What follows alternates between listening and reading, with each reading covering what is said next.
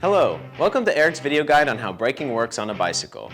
Now, I know what you may be thinking. It's obvious how braking works on a bicycle. You pull the lever and your bike slows down. Keep on pulling and the bike stops.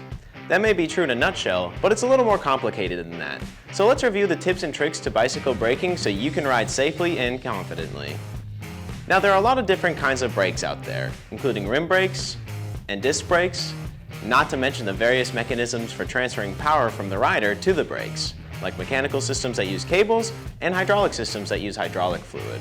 Each of these brakes and mechanisms has a slightly different feel, but in this video, I'll be giving you some basics of braking for no matter what kind of brakes you have or what style of riding you prefer. First things first, bicycle brakes use friction to slow down and stop the bicycle by forcing pads against a braking surface.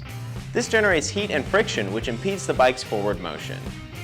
With new bikes, it's best to avoid touching or contaminating the braking surfaces, as that can shorten the lifespan of your bike's parts and reduce the braking power or cause excessive noise. With disc brakes, you'll also want to make sure you bed in your brakes. We have another video on our YouTube channel that's all about that. Generally, the front brake is controlled by the left-hand lever and the rear brake is controlled by the right-hand lever. The front, or left-hand brake, is the most effective for stopping, while the rear brake is better for regulating speed and handling rough terrain. The important thing to remember is to apply slow, even pressure to both brakes. If you suddenly just pull one of the brakes as hard as you can, the bike's forward motion will be abruptly stopped and you might even flip over the handlebars. That's especially true of the front brake, or left-handed lever, so don't be over-aggressive with that one. So, especially when you buy a new bike or if you're just learning how to ride, find a nice open space free of obstacles and practice using both brakes in conjunction, giving them a small amount of pressure and seeing how your bike reacts. Another thing to keep in mind is that you should always have situational awareness when you ride.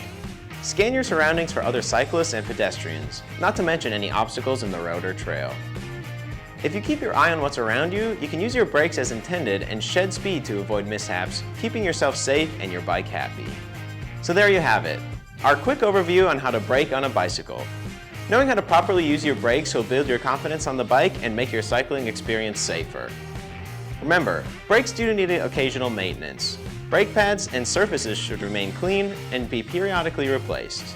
Visit your local ERIK'S bike shop for maintenance or more info. Have a safe ride and we'll see you on the trails.